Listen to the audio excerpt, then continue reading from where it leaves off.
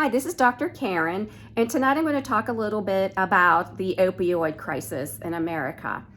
So I first want to talk about something that happened last week, and that's about the Purdue Pharma was brought up against the judge for bankruptcy, along with 26 families who had experienced losses of their significant others or that had a significant quality of life problem due to Oxycontin, which is extended release oxycodone. Now, a little bit about this. This is owned by, as I said before, the pharma, the specific group called let me see here, Purdue Pharma, and they are owned by the Sackler family. So they have been under fire recently, the Sackler family. And let me explain a little bit why. Now, I can tell you that $6 million was awarded to the families who had some of these problems. Most of it, however, of that money went into filtering into states for additional use for opioid withdrawal, opiate education, and opiate treatment. So that was a good thing. Now, it may sound like that they are targeting this family, but I remember that they did have Oxycontin for a long time.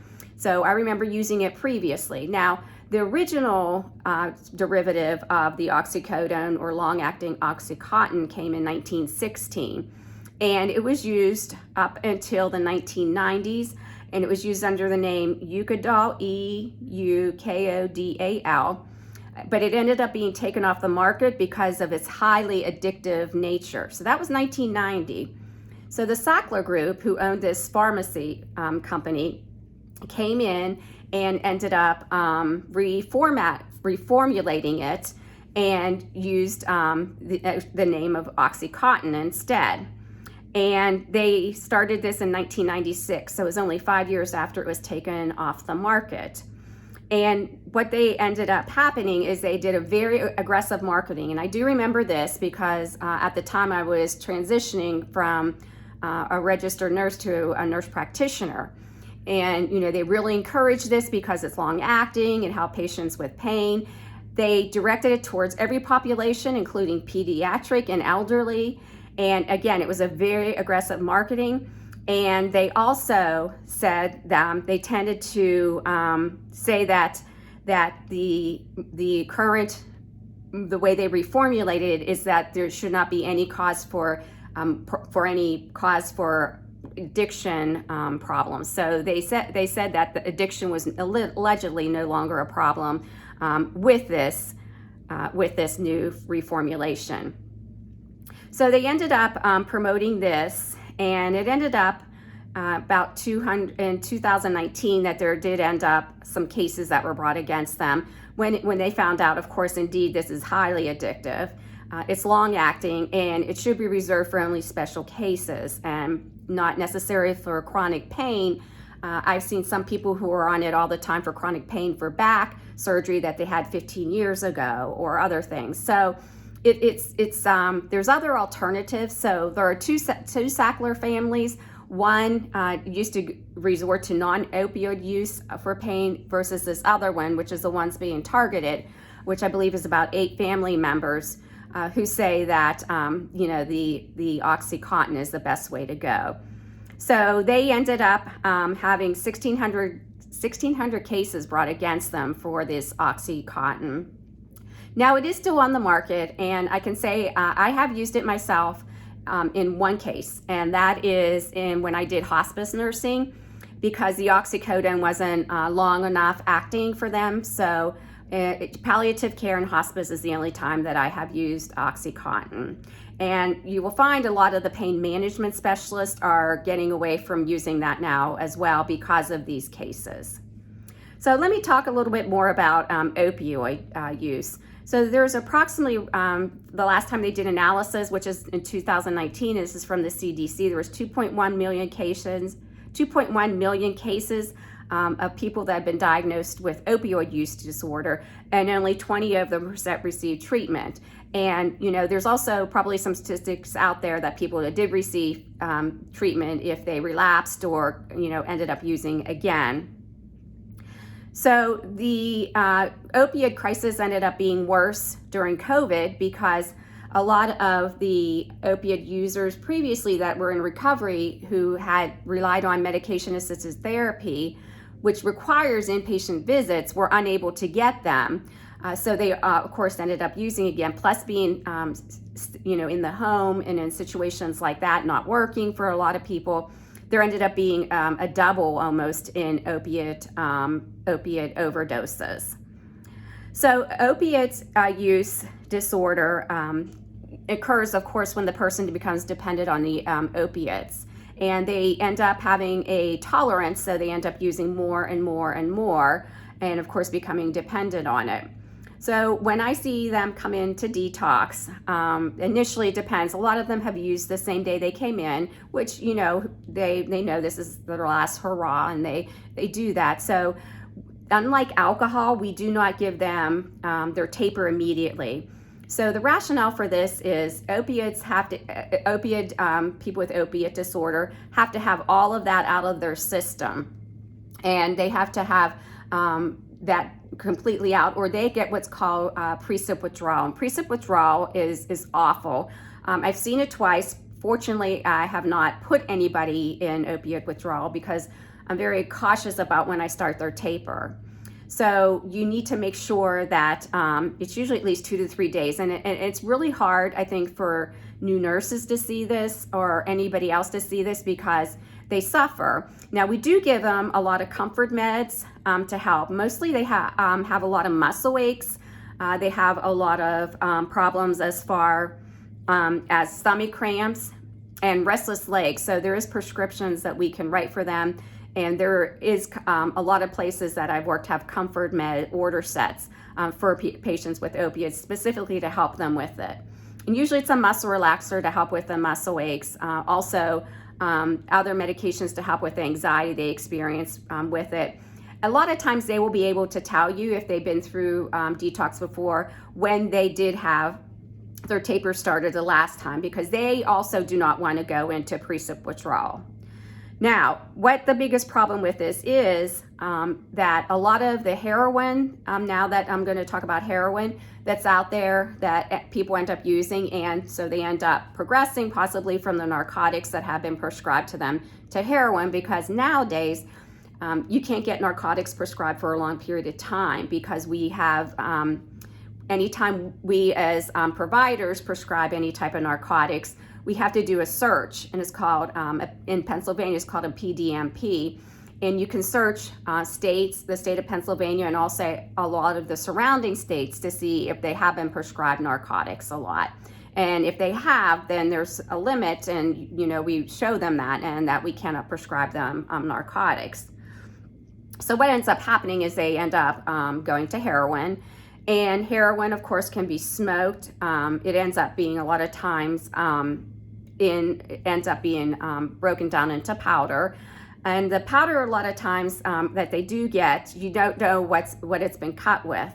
And it's well documented since in the last 2 years that a lot of the heroin is not heroin anymore. Instead, it's fentanyl. So fentanyl has a longer half-life and stays in your system a lot longer. So unfortunately, that requires them to wait even longer. So where someone was using heroin, usually about 48 hours would be a good period to start them on their taper, versus fentanyl, I like to wait at least 3 days. So we end up using what's called Subutex. Now, Subutex is just buprenorphine. It's pure buprenorphine. It doesn't have anything else in it. And what it does is it combines to the receptors, so it eliminates cravings, and also helps them to detox safely so that they don't experience a lot of the symptoms. And the time is based on their use. It could be anywhere from 3 days to 7 days. I've even done 10 days. And that is giving it to them sublingual so that they can have it dissolve and it stays in their system. And also to prevent diversion. So we use the Subutex with heroin as well as narcotic use. But something else is that you might not think about, we also have people that want to get off methadone, have been on it for a long time, and they actually have to detox off the methadone, and we use Subutex for that. And something that you might not be aware of is kratom. And kratom is sold in a lot of the vape shops. And a lot of people who are trying to get off the opioids will return to kratom.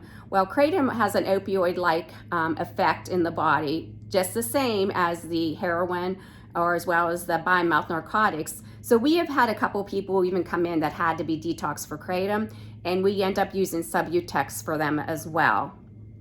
So a person that's going through opiate use withdrawal will not die if they don't have, their taper, unlike the alcoholics who can die from the withdrawal.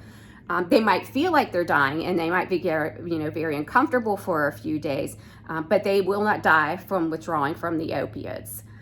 So the treatment is the detox, and then we also encourage rehabilitation, or what is called residential, for 30 days where they learn about how to live a sober life.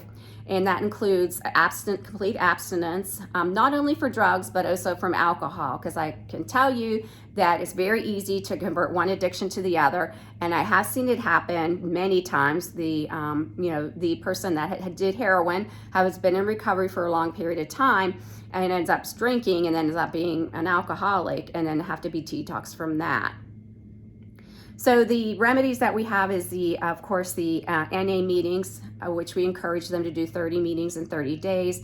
Also, there has to be a lot of family counseling because any type of addiction affects the family as well.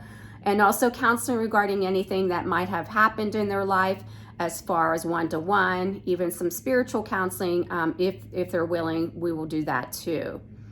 So the medicines, there are 3 medicines that they can be on, or what's called MAT, or medication-assisted therapy. And the first one is Suboxone. And Suboxone not only has buprenorphine in it, but it has naltrexone. Now, sometimes some people will come in and say that they're allergic to the Suboxone and they can only have the Subutex. And that's because the Subutex does not contain naltrexone in it. It only has a buprenorphine. So people at times would rather have that because it doesn't block them from using again. So Subutex is only to be used in the situation for detox, and you can use it for women who are pregnant. You can safely use it for pregnant versus Suboxone. So Subutex is only used, again, for taper and should not be used or prescribed for a person unless there is a well-documented allergy to naltrexone. So Suboxone has the naltrexone, which does block the feelings of euphoria. It also blocks the opioid cravings, and it can be used very successfully, and eventually the person can be weaned off of the Suboxone. There's also Vivitrol, which is buprenorphine as well, and Vivitrol and Revia, which is naltrexone only. So again, that works towards getting rid of the cravings without having the buprenorphine in it. So the naltrexone, as far as Revia, is by mouth, and then Vivitrol is given IM once a month in the deep muscles of the buttocks.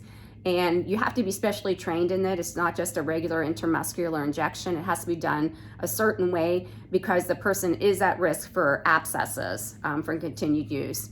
They are not usually on the Vivitrol forever. Once they have become more firm in their recovery and they feel more comfortable, they will be taken off the Vivitrol. Revia is by mouth, which a lot of times they don't prefer to use because all they have to do is forget to take the pill, whereas the Vivitrol is given IM and has been found to work a lot better. And then the last one is Sublocade. And Sublocade is not used from a lot of the facilities in fact, none of the facilities that I practice in.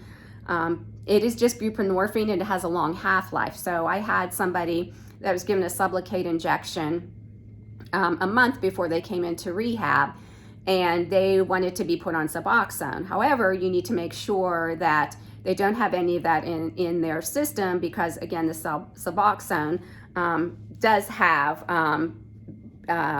buprenorphine and the naltrexone. Now, Sublocade is just pure buprenorphine. It's extended release buprenorphine. So we do a urine drug test, and inevitably it takes weeks for that to get out. Even if it's been a month, we have one patient that's been over 3 weeks since they got their last IM injection, and they continue to turn up positive through the buprenorphine. So we cannot successfully start them on Suboxone, again, because they will experience precip withdrawal. So take care, thank you for watching, and bye-bye.